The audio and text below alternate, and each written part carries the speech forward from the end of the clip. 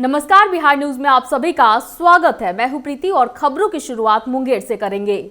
मुंगेर जिले के संग्रामपुर प्रखंड के दुर्गापुर पंचायत के चंद्रपुरा मुसहरी में ग्रामीणों के पास राशन कार्ड नहीं रहने की वजह से लोग दाने दाने के लिए मोहताज हो गए हैं, जिसको लेकर ग्रामीणों ने दुर्गापुर पंचायत के मुखिया हरिनंदन यादव का घेराव किया।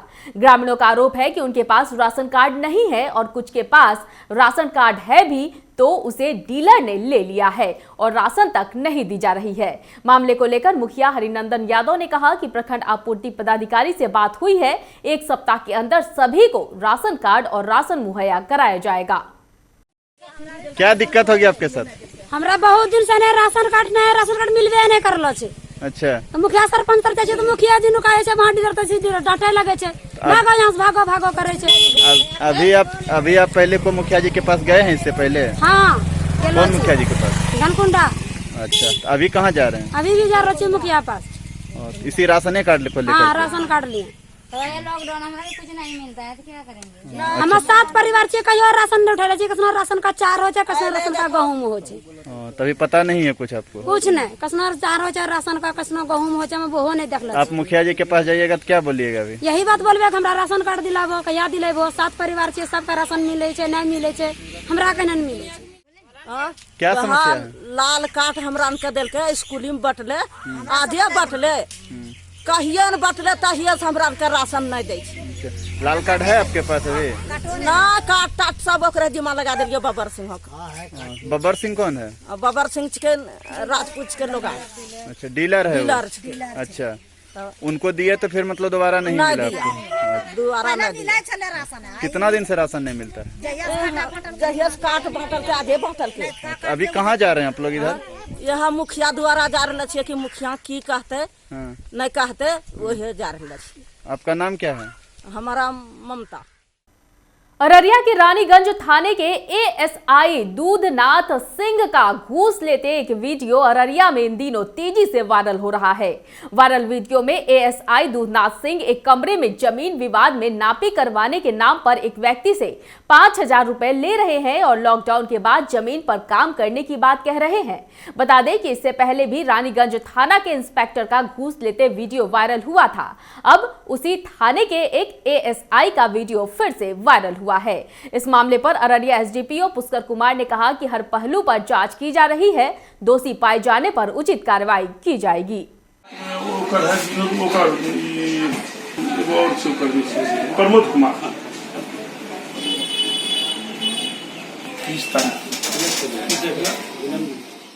आप आत्महत्या करने का कोशिश कर रहे थे, क्या बात है बताइए? थाना प्रभारी द्वारा एकदम तंग किया जा रहा है, जानबूझ करके रोज स्टेशन डायरी किया जाता है, बताया जाता है ये सस्पेंड करा देंगे, नौकरी से निकलवा देंगे। एकदम मानसिक रूप से प्रार्थना किया जा रहा है।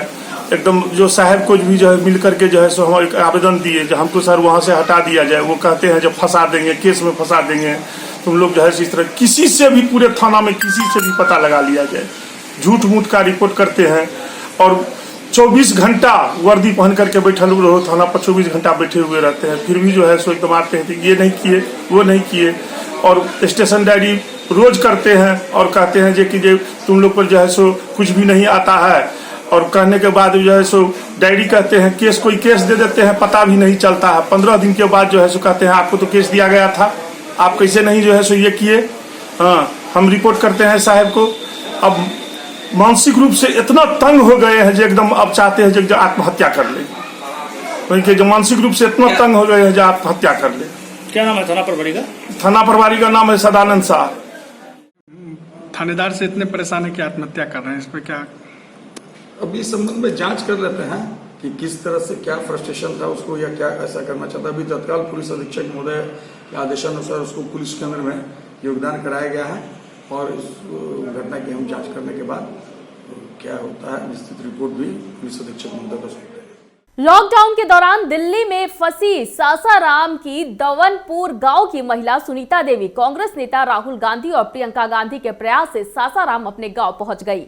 बता दें कि लॉकडाउन से पहले ही सुनीता अपने बहन के यहां दिल्ली गई हुई थी, लेकिन जब तक वो लौटती लॉकडाउन में फंस गई। इधर सुनीता के पति रविंद्र चौधरी का अचानक निधन हो गया। ऐसे में सुनीता दिल्ली से पैदल चलकर यूपी के बॉर्डर तक आ गई थी, जहां से उसे जाने का कोई साधन नहीं मिल रहा था। ऐसे में कुछ लोगों ने कांग्रेस नेता राहुल गांधी और प्रियंका गांधी से संपर्क किया, जिसके बाद इन्हीं कांग्रेस नेताओं के द्वारा सुनीता को बाय कार घर भेजने की व्यवस्था की गई।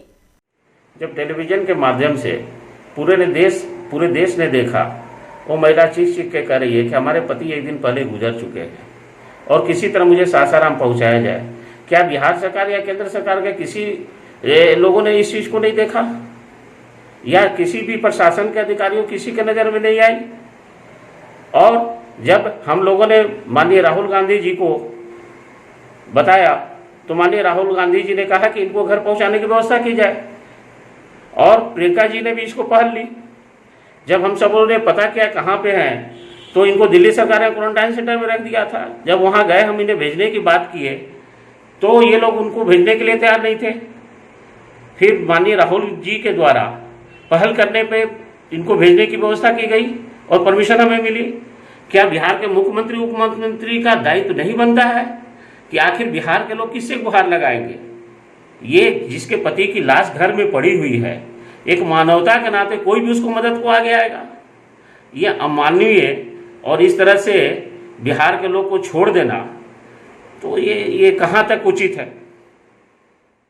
कोरोना वायरस के संक्रमण को रोकने के लिए पूरे देश में लॉकडाउन लगा हुआ है, तो वहीं कोरोना वायरस के संक्रमण को रोकने के लिए कटिहार जिले के कोढ़ा प्रखंड अंतर्गत मधुरा पंचायतों को सैनिटाइज किया जा रहा है। मधुरा पंचायत में मुखिया प्रतिनिधि जाकिर हुसैन अपने सभी वार्ड सदस्यों के साथ उत्क्रमित मध्य विद्यालय मधुरा कन्या में बने क्वारंटीन सेंटर में रह रहे सभी मजदूरों के कमरे को सैनिटाइज किया। मुखिया प्रतिनिधि जाकिर हुसैन ने कहा कि पंचायत के प्रति परिवार को 4 मास्क और 2 साबुन का वितरण भी किया जा रहा है।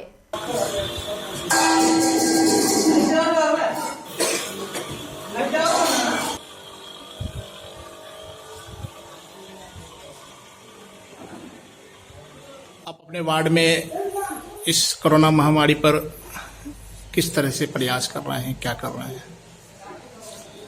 हम अपने वार्ड में सारा सामग्री उपलब्ध हो गया है और आज बारिश के कारण सैनिटाइज नहीं हुआ है, और कल से जो है सैनिटाइज भी पूरा हो जाएगा, और मास्क और साबुन जो भी मिला है वो वितरण हो जाएगा। प्रत्येक घर को कितना मास्क? 4 मास्क 2 साबुन देना है। 10-10 रुपये का 2 साबुन है और 4 मास्क एक घर में। क्या नाम आपका?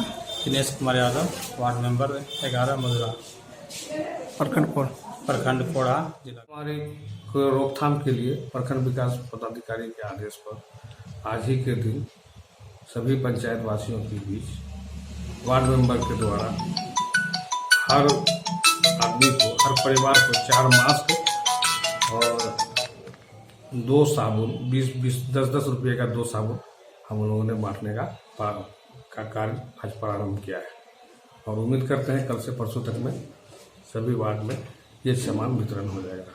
साथ ही साथ सैनिटाइजिंग भी का कार्य भी शुरू हो गया। सभी वार्ड मेंबर को जिम्मेदारी दी गई है कि अपने वार्ड में अच्छे से सैनिटाइजिंग कर दिया जाए, पूरे पंचायत सैनिटाइजिंग हो जाएगा। जी, प्रखंड पदाधिकारी के आदेश मुखिया प्रतिनिधि जाकिर हुसैन के मार्गदर्शक पे वार्ड में आज मास्क का वितरण किया गया और सैनिटाइजर साबुन वितरण किया गया 4 नंबर वार्ड में, और स्प्रे भी किया गया वार्ड में चारों तरफ। सैनिटाइज भी किया जा रहा है। जी जी जी जी।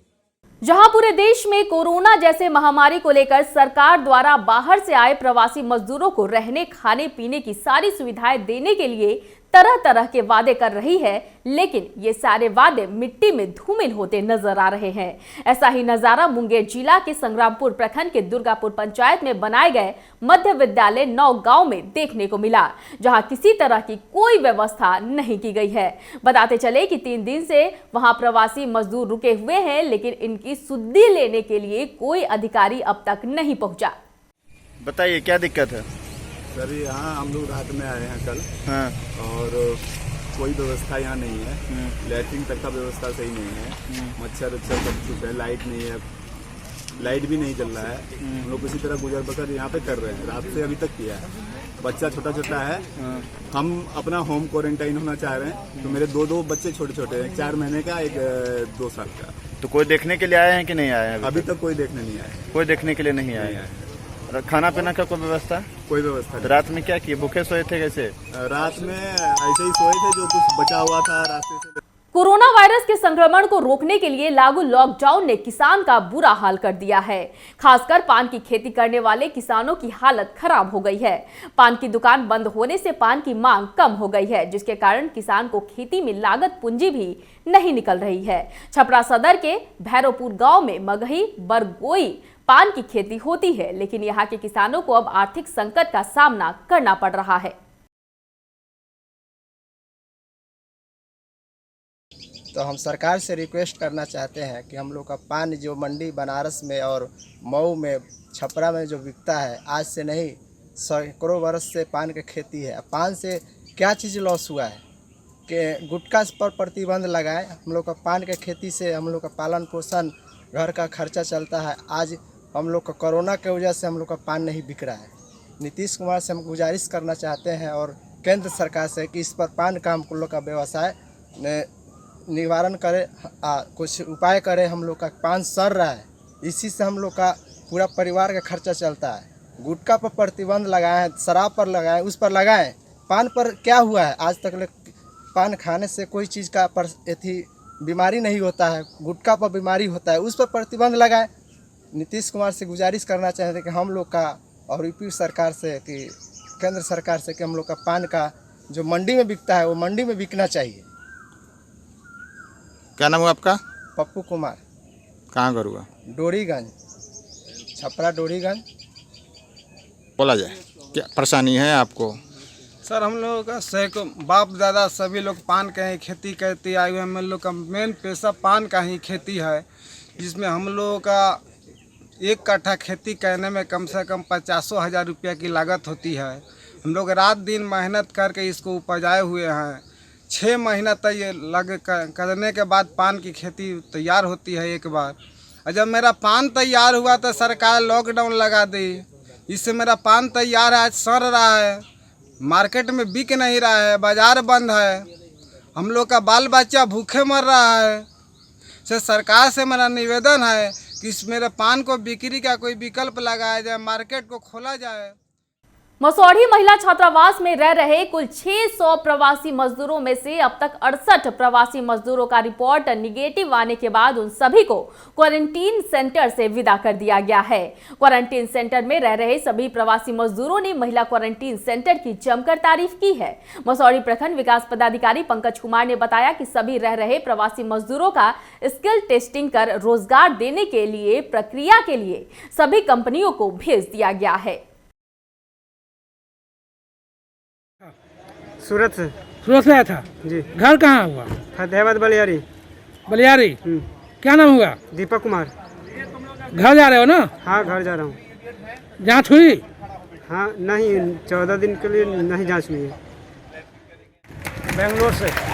कहाँ घर है? पंकरी। क्या करेंगे जाके घर? अब घर अपना घर का काम हम करेंगे। यहाँ व्यवस्था ठीक मिला आपको? हाँ, व्यवस्था सही था। छपरा से आए हो? अब कहाँ जाओगे? तरेगना में जाओगे? कहाँ रहते थे? छपरा जिला में। कहाँ काम करता था? छपरा। अब घर पर जाके क्या करोगे? घर पर जाके घर पर आएंगे। घर पर रहोगे? काम नहीं करोगे? काम कर जाएंगे। क्या काम करोगे? पेंटिंग काम करोगे? राजस्थान। क्या करते राजस्थान में? राजस्थान हेमलेट बनाते थे। हेमलेट बनाता था। अब बिहार में आ गया ना? घर कहाँ हुआ? ये व्यवस्था कैसा रहा यहाँ क्वारंटाइन सेंटर का? ठीक था। बहुत अच्छा था। गुजरात से। क्या करते गुजरात में? कपड़ा वाला वो मशीन चलाते थे। जहाँ काम करता मालिक पैसा दिया था? जी, यस, दिया था। अब बिहार में क्या रोजगार करोगे तुम? प्रवासी मजदूरों को रहने के लिए बनाए गए क्वारंटीन सेंटर में लाखों रुपए खर्च कर श्रमिकों को हर तरह की सुविधा दिए जाने का सरकार दावा कर रही है, लेकिन मुख्यमंत्री नीतीश कुमार के गृह जिला नालंदा में ही क्वारंटीन सेंटर पर प्रवासियों को नाश्ता भोजन तो दूर पानी तक की व्यवस्था नहीं की गई है। बदइंतजामी के कारण प्रवासी अपने घर से ही भोजन मंगवा कर खाने को मजबूर है। यह मामला शौचालय घोटाला के सुर्खियों में रहने वाला हिलसा प्रखंड के अकबरपुर पंचायत का है, जहां अकबरपुर क्वारंटीन सेंटर में कुल 55 प्रवासी मजदूर रह रहे हैं, जहां बदइंतजामी को देख प्रवासी काफी नाराज है। अकबरपुर क्वारंटाइन सेंटर में आए हैं, क्या दिक्कत है? देखिए, छोटा बच्चा है, हमको 1.5 साल का है, अभी तक उसको दूध भी नहीं मिला है। अच्छा। खाना भी नहीं मिला है, हम लोग को साबुन सोडा भी नहीं मिला है। रोज खाना हम लोग घर से कितना दूर से मंगाएंगे। खाना उन्हें नहीं मिला है? खाना भी नहीं अभी तक मिला है, छोटा बच्चा है। कहाँ से आए थे आप? हम लोग चेन्नई से आए हैं। चेन्नई से आए थे, कोई व्यवस्था नहीं है? नहीं, कुछ भी नहीं है अभी तक। तो घर से खाना मंगवा रहे हैं? हाँ, हम घर से, हम लोग अभी देखिए, मेरा देवर लेकर आया है खाना। क्वारंटाइन सेंटर पर आप क्या करने आए हैं? खाना देने आया है। जैसा भूखले प्यासले बच्चा, हमको नहीं सर्फ मिलता है, नहीं साबुन मिलता है, नहीं कुछ मिलता कब आया है आपका बेटा, पता है? परसों 18 तारीख के आए हैं। तो खाना उन्हें नहीं मिलता है? मिलता है, टाइम से कुछ टाइम मिलता है, टाइम से नहीं मिलता है। घर से लेके खाना आते हैं? हाँ, घर से लेके आपके खाना आए हैं, पहुँचाए हैं। के बार आते हैं? सुबह शाम सब बार आते हैं? के बार आते हैं? सुबह शाम आते हैं। कितना संख्या प्रवासियों का? 55 है। 55। कितना कैपेसिटी है? कितना आदमी रह सकता है? फुल हो गया है। ये सब प्रवासी लोग हंगामा कर रहा है कि हम लोग को खाना वाना नहीं मिलता है, तो क्या मामला है? 10 आदमी खाना तो मिल रहा है, हम तो देख रहे हैं आपसे कि खाना मिल रहा है। खाना मिलता है, नाश्ता नहीं मिलता है, खाना का क्वालिटी सही नहीं रहता है, दूध नहीं मिलता है, छोटे छोटे बच्चे मिलता है, लेकिन नाश्ता वगैरह मिलता है। पानी की व्यवस्था नहीं है? पानी के चापाकल की व्यवस्था है। देखिए, पाइप मंगवाया है कि पाइप से पानी भी आने से मोटर चालू हुआ है, स्टेटस जरा हुआ है। गया जिला प्रशासन की तरफ से लॉकडाउन 4 में छोटे व्यवसायियों के समय सारणी को लेकर जरूरी हिदायत देकर रियायत दी गई है, लेकिन गया शहर में लोग भारी संख्या में खरीदारी के लिए सड़क पर आ गए हैं। गया शहर के मुख्य मार्ग जीबी रोड पर सड़क जाम भी देखने को मिला। इस जाम से निजात दिलाने के लिए प्रशासन भी मुस्तैद नहीं है। वहीं बाइक पर भी 3 लोग बैठकर सैर कर रहे हैं। आज से लॉकडाउन 4 में जो रियायत दी गई है, खास करके गया शहर में गया के जिला अधिकारी महोदय के द्वारा 2 रियायत दी गई है, उस रियायत को लोग 100% पालन नहीं कर रहे हैं। पूरे शहर में लोग जहां पर एक सवारी मोटरसाइकिल पर चलने के लिए छूट है, एक व्यक्ति चल सकता है, लोग 2-2, 3-3 लोडिंग बैठ करके चल रहे हैं और लग रहा है कि लॉकडाउन है ही नहीं। जहाँ के तहाँ लोगों का भीड़ हुजूम इस कदर जुटा हुआ है कि लॉकडाउन यहाँ पर मीनिंगलेस हो जा रहा है, जो कि बहुत बड़ा घातक सिद्ध हो सकता है आगे चल करके। सबसे बड़ी चीज़ ये है कि जब यहाँ लॉकडाउन 1 और 2 जो हुआ, वो उस समय देश, राज्य और जिला स्तर पर इसकी तादाद बहुत कम थी। आज देश में लाख से ऊंचा हो चुका है, बिहार में 1600 के करीब पहुंच गया है, तो लॉकडाउन में काफ़ी छूट दी जा रही है। और ख़ास करके प्रवासी मजदूर सड़क पर अभी भी बेहाल घूम रहे हैं, तो इसमें केंद्र और राज्य सरकार को चाहिए थी कि लॉकडाउन 1 और 2 करने के पहले ही 15 से 20 दिनों में पूरे देश को पहले सेटल्ड करती। उस समय देश में 10-20 हज़ार पेशेंट थे, बिहार में 50-100 पेशेंट थे, उस समय सेटल्ड करती। लेकिन आज कंपटीशन और दिखावा में जो छूट दिया गया है, हो सकता है कि इसका गलत परिणाम हो। इसलिए खास करके गया वासियों से, बिहार वासियों से मैं आग्रह करूंगा कि आप अपनी सुरक्षा खुद सुनिश्चित करें और आप कोरोना वायरस महामारी से बचने के लिए अभी भी लॉकडाउन के नियमों का पालन करें। मोटरसाइकिल पर एक व्यक्ति चलें, कहीं भी बाजार में ज़्यादा भीड़ न लगाएं, सिस्टम से रहें, दुकान में सोशल डिस्टेंसिंग का पालन करें। इन सारी चीज़ों को आप अपने आप मेंटेन रखें और जिला राज्य प्रशासन भी इस चीज़ को सुनिश्चित करावे। जिस तरह से पहले पूरे 1 और 2 के समय में जो चारों तरफ घूमती थी पारामिलिट्री फोर्स, घूम करके लोगों के बीच में हॉर्न से, लोगों के बीच में लाउडस्पीकर से बोलते रहती थी। आज भी आवश्यकता है उस चीज का, ताकि लॉकडाउन मेंटेन हो सके। कोरोना वायरस की वैश्विक जंग में प्रवासी मजदूरों ने जल जीवन हरियाली योजना को धरातल पर उतारकर पर्यावरण संतुलन की अनोखी गाथा गढ़ दी है। मोकामा नगर परिषद स्थित प्रमुख कोरोना क्वारंटीन केंद्र को स्वच्छ भारत अभियान से जोड़कर प्रवासी मजदूरों ने सफाई कार्य को परवान चढ़ा दिया है। साथ ही वृक्षारोपण अभियान को भी तेज गति प्रदान कर दिया है। मोकामा बीडीओ डॉक्टर संजय कुमार राय और सीओ राम प्रवेश राम की पहल पर प्रवासी मजदूरों ने जल जीवन हरियाली योजना को साकार करने की पटकथा रचकर हर किसी का दिल जीत लिया है। जो भी प्रवासी श्रमिक रह रहे हैं प्राय दिल्ली से आए हुए हैं और ये लोग काफ़ी ही सृजनात्मक विवेक के हैं और पर्यावरण में जागरूकता लाने के लिए, पर्यावरण को संरक्षण करने के लिए आज है कि वृक्षारोपण कार्यक्रम किया गया है और सभी जो प्रवासी श्रमिक हैं इसमें बढ़ चढ़ करके हिस्सा लिए हैं और बिहार सरकार का भी है उद्देश्य जल जीवन हरियाली। इसी उद्देश्य की पूर्ति करते हुए पर्यावरण को संरक्षण करने के लिए सब आज यहाँ वृक्षारोपण काम किए हैं।